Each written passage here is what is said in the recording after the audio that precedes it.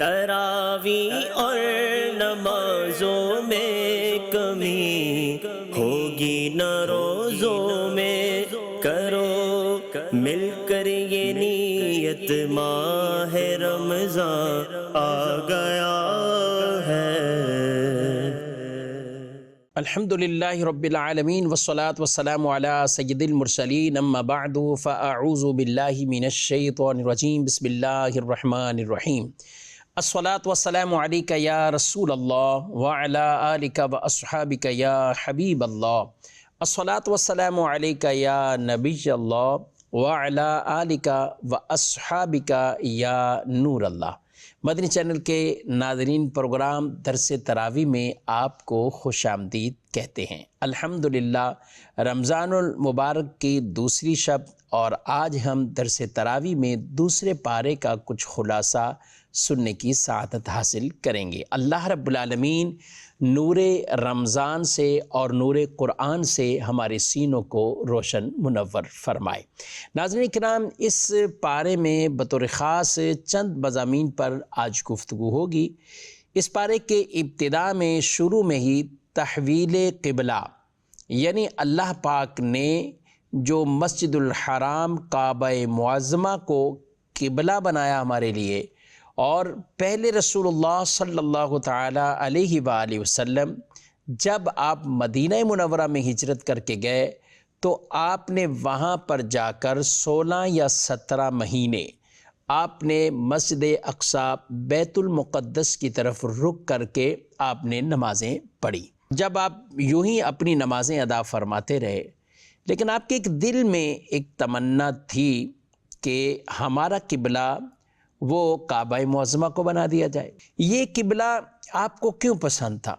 اس کے شارحین نے وجوہات کو بیان کیا کہ آپ صلی اللہ تعالی علیہ وآلہ وسلم چاہتے تھے کہ جو حضرت آدم علیہ السلام سے لے کر حضرت موسیٰ تک تمام انبیاء کرام علیہم السلام، ان کا جو قبلہ ہے وہ کعبہ معظمہ تھا، اور پھر آپ کے جد امجد حضرت ابراہیم خلیل اللہ علی نبینا وعلیہ الصلاۃ والسلام نے چونکہ خاص طور پر اسے تعمیر کیا، اور ان کی تعمیر اور آپ کے آبا میں سے، اجداد میں سے حضرت اسماعیل علیہ السلام جو کہ حضرت ابراہیم علیہ السلام کے بیٹے ہیں، اور انہوں نے آپ کے ساتھ دیا اور معاونت کی، اور یوں کعبہ معظمہ تعمیر ہوا۔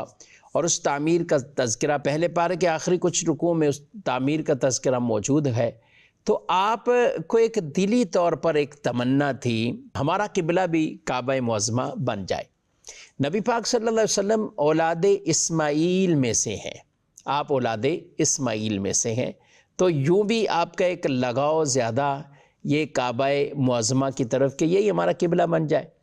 تو جب آپ کے دل میں یہ تمنا پیدا ہوئی اور آپ نے عین نماز کے اندر ہی آپ نے آسمانوں کی طرف اپنا چہرہ مبارک کر کے آپ نے دیکھا، تو اسی کا ذکر بھی اس میں موجود، اور تحویل قبلہ کا وہ خوبصورت انداز، سبحان اللہ، کہ اللہ پاک نے آپ کی اس خواہش کو پورا فرما اور قبلے کو تبدیل فرما دیا، اس کا تذکرہ بھی اسی دوسرے پارے کے ابتدا میں موجود ہے۔ اور پھر اللہ پاک نے شروع سے ہی فرما دیا، سَيَقُولُ السُّفَهَاءُ مِنَ النَّاسِ مَا وَلَّاهُمْ عَنْ قِبْلَتِهُمُ الَّتِي كَانُوا عَلَيْهَا قُلْ لِلَّهِ الْمَشْرِقُ وَالْمَغْرِبُ يَهْدِي مَن يَشَاءُ إِلَىٰ صِرَاطٍ مُسْتَقِيمٍ۔ ترجمہ، اب بیوقوف لوگ کہیں گے ان مسلمانوں کو اس قبلے سے کس نے پھیر دیا جس پر یہ تھے؟ تم فرما دو مشرق و مغرب سب اللہ ہی کا ہے، مشرق و مغرب سب اللہ ہی کا ہے، وہ جسے چاہتا ہے سیدھے راستے کی طرف ہدایت دیتا ہے۔ اب یہاں فرما دیا کہ ان قریب بیوقوف لوگ یہ کہیں گے۔ بیوقوف لوگ کن کو کہا گیا؟ یہ مفسرین نے لکھا کہ اس سے مراد یہود کہ جو یہ اعتراض کریں گے، اور یہ بھی کہا گیا کہ یہ آیت مشرکین مکہ کے بارے میں یہ نازل ہوئی کہ مشرکین کہنے لگے کہ معاذ اللہ، نبی پاک علیہ السلام کے حوالے سے کہنے لگے کہ وہ تو خود اپنے معاملات میں ابھی تردد کے شکار ہیں، تردد ہے ان کو۔ کیوں؟ یعنی انہوں نے کہا کہ ہو سکتا ہے کہ وہ اب انہوں نے چونکہ اپنی ولادت گاہ یعنی مکہ مکرمہ کی طرف رک کر کے نمازیں پڑھنا شروع کی ہے، تو ان قریب ہو سکتا ہے وہ تمہارے ہی دین کی طرف آ جائیں۔ مکہ مکرمہ میں اس وقت مشرکین تھے، تو وہ مشرکین آپس میں کہنے لگے کہ وہ ادھر آ جائیں گے۔ تو اس پر اللہ پاک نے فرمایا کہ یہ بے وقوف لوگ کہیں گے، ان قریب وہ اعتراض کریں گے۔ منافقین کا بھی قول بیان کیا گیا کہ یہ ان کے بارے میں کہ دین کی چیزوں پر وہ مذاق بناتے تھے کہ اب تبدیل ہوا ہے تو اس پر طرح طرح کی باتیں کرتے۔ بہرحال خلاصہ یہ ہے کہ یہود ہو یا مشرکین ہو یا منافقین، تمام کے بارے میں اللہ پاک نے یہ جواب دے دیا اور پہلے سے فرما دیا کہ یہ کہیں گے کہ قبلے سے کیوں تبدیل یہ ہو گئے، کیوں انہوں نے قبلہ تبدیل کر لیا اور اپنا رخ دوسری طرف کر لیا ہے، حالانکہ اس پر یہ نمازیں پڑھ رہے تھے پہلے تھے۔ تو آپ انہیں فرما قل للہ المشرق والمغرب، مشرق مغرب سب کچھ اللہ کا ہے، مشرق مغرب سب کچھ اللہ کا ہے۔ یعنی آپ ان سے فرما دیں، ایک ہی ان کو جواب دے دیا کہ مشرق مغرب یہ جدھر بھی یہ حکم تھا تو اللہ کے حکم کے مطابق ادھر نمازیں پڑھی جا رہی تھی، کوئی اپنی مرضی منشا پہ یوں نہیں تھے۔ رب نے فرمایا ادھر پڑھو تو ادھر پڑھنے لگے، رب نے فرمایا ادھر پڑھو تو ادھر پڑھنے لگے۔ ہاں، قبلہ معظمہ کعبہ معظمہ یہ ملا ہے تو حضور علیہ السلام کے صدقے ملا ہے کہ دل میں یہ تمنا پیدا ہوئی تھی، دل میں تمنا پیدا ہوئی۔ اللہ پاک نے فرمایا قد نرا تقلب وجہک فی السماء فلنولینک قبلۃ ترضاها فول وجهك شطر المسجد الحرام وحيث ما كنتم فولوا وجوهكم شطره، ہم تمہارے چہرے کا آسمان کی طرف بار بار اٹھنا دیکھ رہے ہیں تو ضرور ہم تمہیں اس قبلے کی طرف پھیر دیں گے جس میں تمہاری خوشی ہے۔ تو ابھی اپنا چہرہ مسجد حرام کی طرف پھیر دو، اے مسلمانوں تم جہاں کہیں ہو اپنا منہ اسی کی طرف کر لو، اپنا منہ اسی کی طرف کر لو۔ سبحان اللہ۔ نبی کریم صلی اللہ علیہ وآلہ وسلم نماز پڑھ رہے ہیں، اور یاد رکھیں مدینہ منورہ جب آپ حاضر ہوتے ہیں تو مسجد قبلتین ہے جہاں یہ واقعہ ہوا، تو آپ مسجد اقصیٰ کی طرف رک کر کے نماز پڑھ رہے ہیں، چہرہ مبارک آسمانوں کی طرف کرتے ہیں، رب تعالیٰ نے فرمایا ہم آپ کا چہرہ دیکھ رہے ہیں آسمانوں کی طرف اٹھتا۔ فولی وجہک شطر المسجد الحرام، مسجد حرام کی طرف اپنا رخ کر دیں۔ اور یہ پیارے حبیب علیہ السلام کو یہ بھی ارشاد فرما دیا فَلَنُوَلِّيَنَّكَ قِبْلَةً تَرْضَاهَا، ہم ضرور پھیر دیں گے آپ کو اس قبلے کی طرف جو آپ چاہتے ہیں۔ سبحان اللہ، یعنی جو حضور علیہ السلام چاہتے ہیں، خدا کی رضا چاہتے ہیں، دو عالم خدا چاہتا ہے رضائے محمد۔ اور یہ حدیث قدسی بھی ہے جس میں فرمایا گیا کلہم یطلبون رضائی وانا اطلب رضاک، ساری مخلوق چاہتی ہے کہ اللہ راضی ہو جائے، اللہ راضی ہو جائے، اور اللہ فرماتا ہے وَأَنَا أَطْلُبُ رِضَاكَ، اے محبوب میں چاہتا ہوں تم راضی ہو جاؤ۔ اما عائشہ صدیقہ رضی اللہ تعالیٰ عنہ آپ نے بھی کہا یا رسول اللہ صلی اللہ علیہ وسلم، اللہ آپ کی خواہش کو پوری کرنے میں بڑی جلدی فرماتا ہے، رب بڑی جلدی فرماتا ہے میرا محبوب راضی ہو جائے۔ یوں اللہ پاک نے آپ صلی اللہ علیہ وسلم کی رضا کے لیے، حضور کو راضی کرنے کے لیے یہ قبلہ ہی تبدیل فرما دیا، اور اتنا بھی حکم مؤخر نہ کیا کہ نماز کی 2 رکعتیں ہو چکی 2 اور ہو جائیں اب اعلان کر دیں، نہیں، نماز میں ہی آپ کو فرمایا چہرہ پھیر لیں۔ کریم آقا علیہ السلام نے نماز میں ہی رخ پھیر لیا، صحابہ کرام بھی سمجھ گئے کہ یہ حضور علیہ السلام نے رخ پھیرا تو یہ تحویل قبلہ ہوا ہے، قبلہ تبدیل ہوا ہے، تو نبی پاک اس طرف ہیں تو صحابہ بھی اب حضور کے پیچھے آ جاتے ہیں، اور یوں 2 رکعت ادھر اور 2 رکعت ادھر، یہ بھی نماز ہے، اور اس کو اعادے کا دہرانے کا نہیں فرمایا، اللہ نے یہ نماز بھی سبحان اللہ اسی حالت میں قبول فرمائی ہے۔ تو یوں ناظرین کرام یہ پورا ایک تحویل قبلہ کا جو واقعہ ہے وہ اسی دوسرے پارے کے ابتداء میں موجود ہے۔ اسی پارے کے اندر اللہ پاک نے یہ ارشاد فرمایا ہے فَاذْكُرُونِي أَذْكُرْكُمْ وَاشْكُرُوا لِي وَلَا تَكْفُرُونَ، ترجمہ تم مجھے یاد کرو میں تمہیں یاد کروں گا، تم مجھے یاد کرو میں تمہیں یاد کروں گا، اور فرمایا کہ میرا شکر ادا کرو، میری ناشکری نہ کرو، میری ناشکری نہ کرو۔ اللہ کو یاد کرنا اور اللہ کیسے بندے کو یاد فرماتا ہے؟ اللہ بھی بندے کو یاد فرماتا ہے، دنیا میں ہی ان کے چرچے بلند فرما دیتا ہے۔ بندہ آسانی والی زندگی میں، راحتوں والی زندگی میں، تندرستی والی زندگی میں اللہ کو یاد کرے، یہی شخص جب کبھی بیمار ہوگا، یہی شخص جب کبھی پریشانیوں میں آئے گا، رب اپنی رحمت سے اسے یاد فرمائے گا، رب اپنی رحمت سے یاد فرمائے گا۔ اور اللہ کا جو ذکر ہے ناظرین کرام، یہ ذکر زبانی بھی ہے جسے لسانی ذکر کہا جاتا ہے۔ اللہ پاک کی تسبیح، تحمید، تقدیس، توبہ، استغفار اور یہ سارے کلمات اپنی زبان سے پڑھتے ہوئے رب کا ذکر کرنا۔ اور ایک ذکر قلبی ذکر، قلبی ذکر سے مراد یہ ہے کہ آدمی اپنے دل میں اللہ پاک کی عظمت، کبریائی، رب تعالیٰ کی نعمتیں، رب تعالیٰ کی شان قدرت، ان تمام تر چیزوں کو تفکر کرے، سوچے اور اس پر قلبی طور پر شکر بھی ادا کرے اور اللہ کی عظمت کو قلبی طور پر یعنی دل ہی دل میں یاد کرے۔ یہ قلبی ذکر بھی فرمایا گیا۔ اور ایک ہے اعضاء کا ذکر، ذکر اعضاء کا، بدن کا، یعنی رب تعالیٰ نے جو ہمیں اعضاء عطا فرمائے، یہ بدن اور جسم عطا فرمایا ہے، اس سے کوئی بھی اللہ کی نافرمانی والا کام نہ ہو۔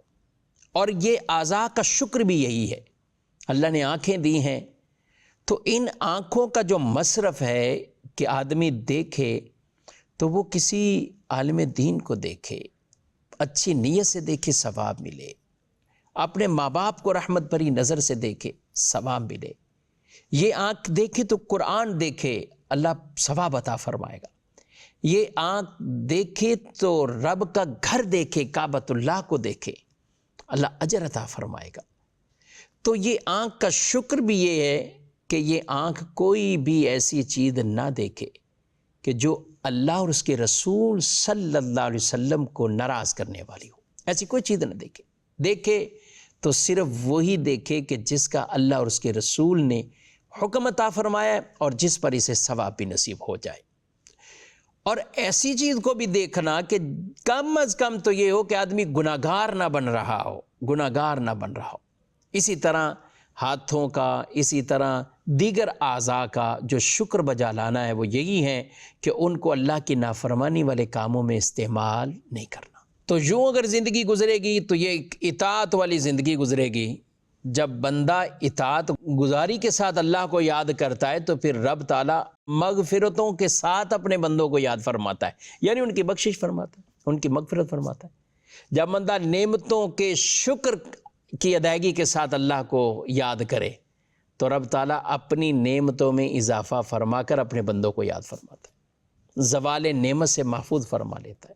ایک حدیث قدسی ہے، حضرت ابو ہریرہ رضی اللہ عنہ بیان کرتے ہیں کہ رسول اللہ صلی اللہ علیہ وسلم نے فرمایا، اللہ فرماتا ہے میں اپنے بندے کے گمان کے نزدیک ہوتا ہوں جو مجھ سے رکھے، اور جب وہ میرا ذکر کرتا ہے تو میں اس کے ساتھ ہوتا ہوں، اور اگر بندہ مجھے اپنے دل میں یاد کرتا ہے تو میں بھی اسے اکیلا ہی یاد کرتا ہوں، اور اگر وہ مجھے مجمع میں یاد کرتا ہے تو میں اس سے بہتر مجمع میں یاد کرتا ہوں، اور اگر وہ بالشت بھر میرے قریب ہوتا ہے تو میں گز بھر اس کے قریب ہو جاتا ہوں، یعنی اللہ کی رحمت ایک گز اس کے قریب ہو جاتی، اور اگر وہ گز بھر میرے قریب ہوتا ہے تو میں دونوں ہاتھوں کو پھیلاؤ کے برابر اس سے قریب ہو جاتا ہوں، اور اگر وہ چل کر میری طرف آتا ہے تو میں دوڑ کر اس کی طرف جاتا ہوں۔ اور مراد اس سے یہ کہ اللہ کی شیان شان جو ہو یا اللہ کی رحمت، بندہ ایک بالشت اللہ کے قرب میں جا رہا ہے، رحمت اللہ کی سبحان اللہ ایک گز اس کی طرف بڑھاتی، بندہ چلتا ہے رحمت دوڑتی ہے، رحمت دوڑتی۔ فَاذْكُرُونِي أَذْكُرْكُمْ وَاشْكُرُوا لِي وَلَا تَكْفُرُونَ، تم مجھے یاد کرو میں تمہارا چرچا کروں گا، میرے شکر گزار بن جاؤ، نہ شکری نہ کروں گا۔ اگلی آیت میں اللہ پاک نے ارشاد فرمایا، یا ایھا الذین آمنوا استعینوا بالصبر والصلاۃ ان اللہ مع الصابرین، اے ایمان والو صبر اور نماز سے مدد مانگو، بے شک اللہ صابروں کے ساتھ ہے، صبر کرنے والوں کے ساتھ ہے۔ اب یہ صبر یہاں پر فرمایا، اور فرمایا کہ تم کیا کرو، مدد مانگو صبر سے بھی اور نماز سے بھی۔ نبی کریم صلی اللہ علیہ وسلم جب کوئی ایسا معاملہ ہوتا ہے نماز میں مشغول ہو جاتے، کوئی بھی آسمانی کوئی بجلی کڑک یا دیگر ایسے معاملات، آپ نماز میں مشغول ہو جاتے، اور یہ ایک انداز تھا آپ صلی اللہ علیہ وسلم، نماز اور دعا، نماز اور دعا۔ تو ہمیں بھی یہ حکم دیا گیا نماز میں بھی۔ بعد اوقات ایسا ہوتا ہے کہ آدمی مصیبتوں کے وقت نمازیں جو پڑھتا تھا وہ بھی چھوڑ جاتا ہے، ایسا نہیں ہونا چاہیے۔ صبر بھی ہو، نماز بھی ہو۔ اور صبر کیا ہے؟ ایک ہے بدن کا، مشقتیں آ رہی ہیں، سب کچھ ہے، صبر کرتا ہے، اس پر صبر کرے۔ اور ایک صبر یہ ہے طبعی خواہشات سے اور ان خواہشات کے تقاضوں سے روکنا اپنے آپ کو، صبر کرنا۔ تو ایک بدن ہے کہ جس پہ تکلیفیں آئیں تو آدمی صبر کرے، اور ایک یہ ہے کہ اپنے آپ کو خواہشات والی چیزوں سے روکنا، ان کے تقاضوں سے روکنا، یہ بھی صبر کہلاتا ہے۔ تو ہمیں کہا گیا صبر سے بھی مدد مانگو، نماز سے بھی مدد مانگو۔ اور آگے تو پوری ایک لمبی فہرست بیان فرما دی گئی ہے، وَلَنَبْلُوَنَّكُمْ بِشَيْءٍ مِّنَ الْخَوْفِ وَالْجُوعِ وَنَقْصٍ مِّنَ الْأَمْوَالِ وَالْأَنفُسِ وَالثَّمَرَاتِ وَبَشِّرِ الصَّابِرِينَ۔ ہم تمہیں ضرور آزمائیں گے، ضرور آزمائیں، ضرور آزمائیں۔ کبھی خوف، کبھی پھلوں کی کمی، کبھی مال کی کمی، کبھی جان کی کمی، کبھی بھوک، کبھی کوئی ڈر خوف، لیکن یہ ساری چیزیں بتائیں وَبَشِّرِ الصَّابِرِينَ، لیکن صبر کرنے والوں کو آپ خوشخبری دیں۔ الَّذِينَ إِذَا أَصَابَتْهُمْ مُصِيبَةٌ قَالُوا إِنَّا لِلَّهِ وَإِنَّا إِلَيْهِ رَاجِعُونَ۔ کون ہیں وہ لوگ؟ وہ لوگ کہ جب ان پر کوئی مصیبت آتی ہے تو کہتے ہیں ہم اللہ ہی کے ہیں اور ہم اسی کی طرف لوٹنے والے ہیں۔ اب یہاں یہ کلمات ہیں، نبی پاک صلی اللہ علیہ وسلم نے اس کی بھی فضیلتوں کو بیان کیا ہے کہ یہ کلمات ہم صرف جو ہم پڑھتے ہیں جب کبھی انتقال ہو تو انا للہ و انا الیہ راجعون، پڑھنے چاہیے انتقال کے وقت بھی۔ لیکن آپ صلی اللہ علیہ وسلم کے سامنے تو چراغ بھی بجھ گیا تو آپ نے اس وقت بھی یہ کلمات پڑھی۔ اور ایک حدیث ہے حضرت ام سلمہ رضی اللہ تعالیٰ عنہ، آپ خود کہتی ہیں کہ میں نے جب رسول اللہ صلی اللہ علیہ وسلم کو یہ فرماتے سنا کہ جس مسلمان پر کوئی مصیبت آئے وہ اللہ کے حکم کے مطابق انا للہ و انا الیہ راجعون پڑھے، اور پھر یہ دعا پڑھ لے۔ دعا کیا ہے؟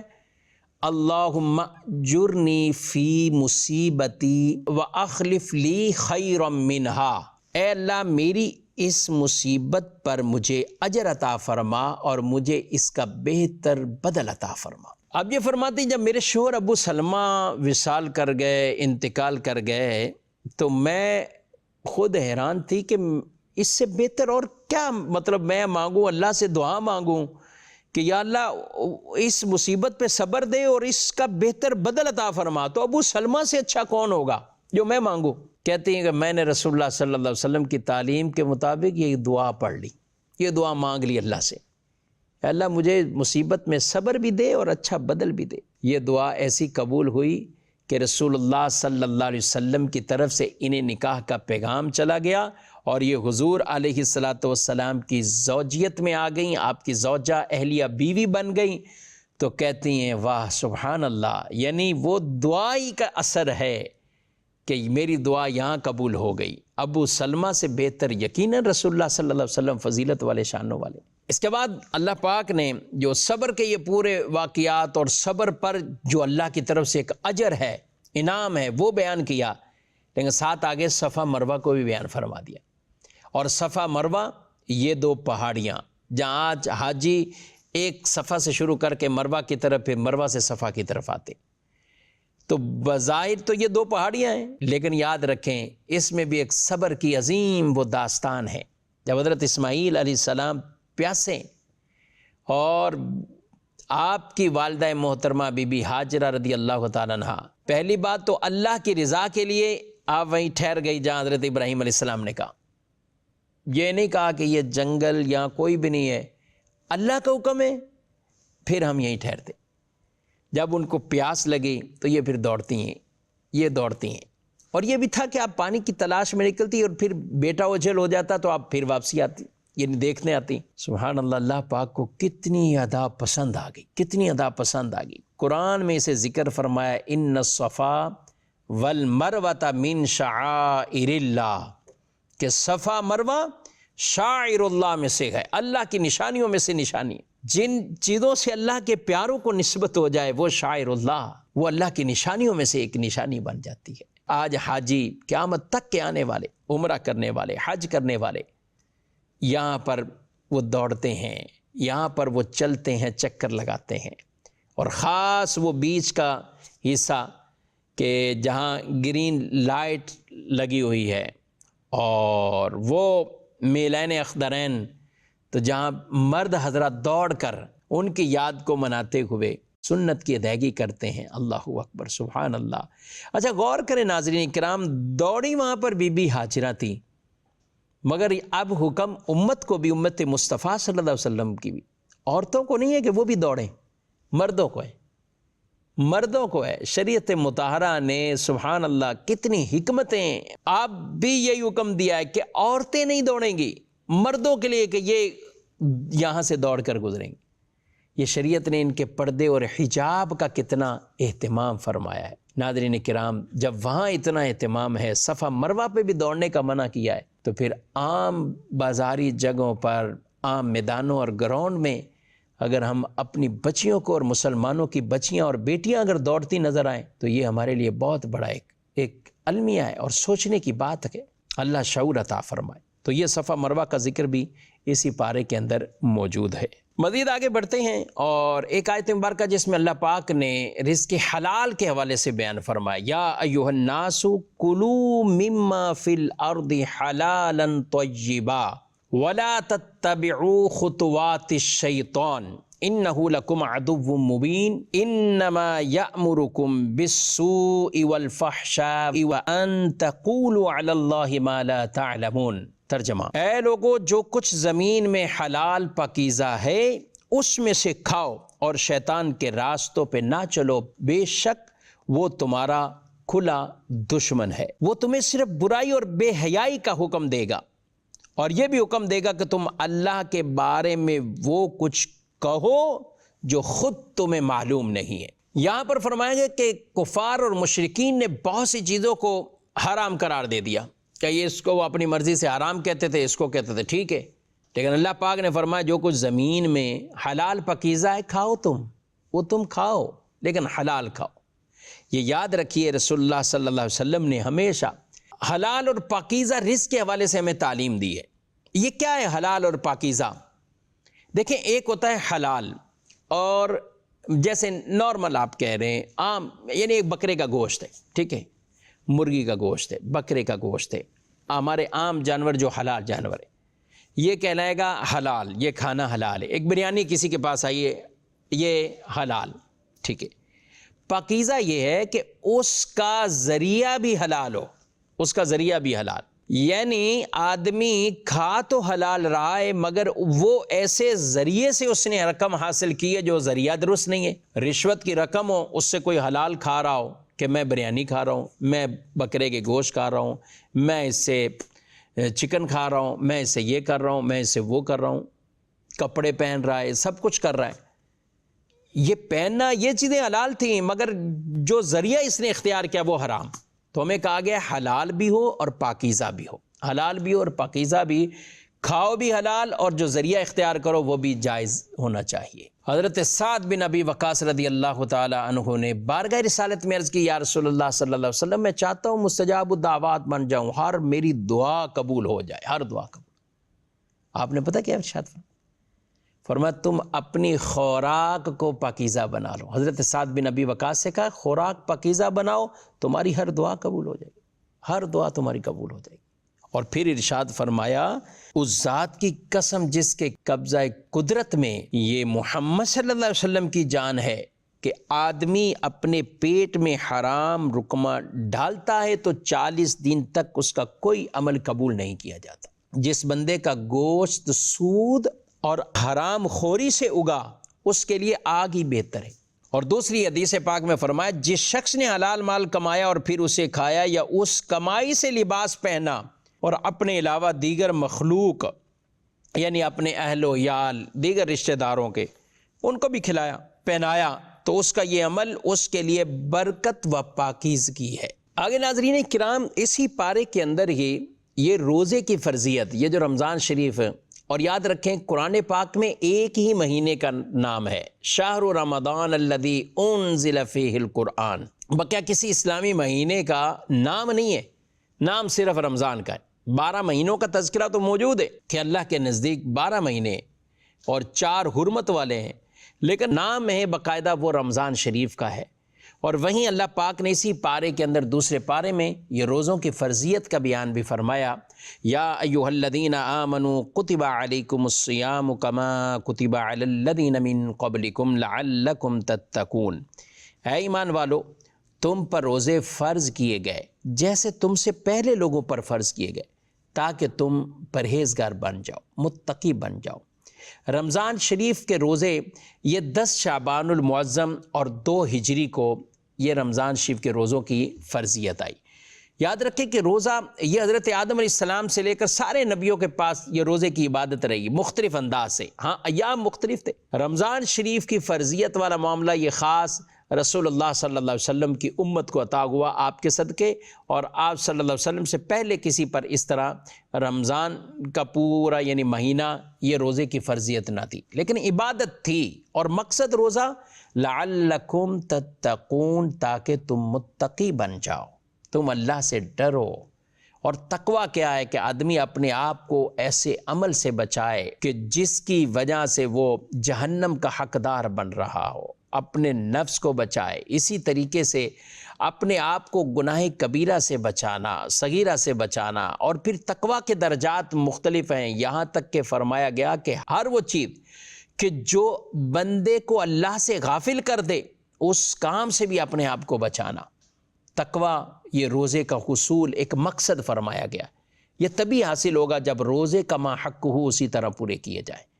روایت میں یہ فرمایا گیا کہ جو آدمی کھانا پینا تو چھوڑے لیکن جھوٹ کہنا، جھوٹ بات کرنا، یہ چیزیں یہ نہیں چھوڑتا تو اللہ کو بھی کوئی حاجت نہیں ہے کہ یہ شخص بھوکا پیاسا رہے۔ یہ سمجھانے کے لیے کہا کہ بھوک پیاس وہ تو برداشت کرے، لیکن جو مقصد ہے کہ آدمی کو تقوی مل جائے، پرہیزگاری مل جائے، اگر وہ نہیں ملی تو یاد رکھیں پھر کچھ بھی حاصل نہ کیا۔ اللہ فرماتا ہے ایام معدودات، گنتی کے چند دن ہیں۔ ناظرین کرام، گنتی کے چند دن ہیں، ان کے اندر ان کی قدر کر لیجئے، اور کما حق ہو روزے کی عبادت اس کو ادا کریں، روزے رکھیے، اور رمضان شریف کی راتوں میں تراویح کی نماز اور ذہن نصیب تہجد کی نماز، اور کوشش کرنی چاہیے کہ ہم نوافل کی طرف بھی بڑھیں، کیونکہ جب نفل پر کوئی عمل کرتا ہے اللہ اسے فرض کے برابر ثواب دیتا ہے، اور فرض پر کرے گا تو 70 گنا بڑھا کر اللہ اسے ثواب عطا فرمائے گا۔ تو یہاں پر روزے کی عبادت، پھر آگے حج کے بھی تذکرہ، اور چاند دیکھنے کے حوالے سے یہ بھی موجود ہے، اور اسی پارے کے اندر بھی اللہ پاک نے باقاعدہ جو طلاق کے حوالے سے احکامات ہیں ان کو بھی اسی پارے کے اندر بیان کیا ہے۔ ہمارا ایک بالکل ایک مخصوص وقت کے لیے یہ پروگرام ہے، چند منتخب آیات اسی پارے سے وہ ہم نے بیان کی ہیں۔ اللہ پاک ہم سب کو قرآن کا یہ نور عطا فرمائے، قرآن کا فہم عطا فرمائے۔ انشاءاللہ کل ہم تیسرے پارے کا خلاصہ بیان کریں گے۔ آپ سے اجازت چاہتے ہیں، فی امان اللہ۔ تراویح اور نمازوں میں کمی ہوگی نہ روزوں میں، کرو مل کر یہ نیت، ماہ رمضان آ گیا ہے۔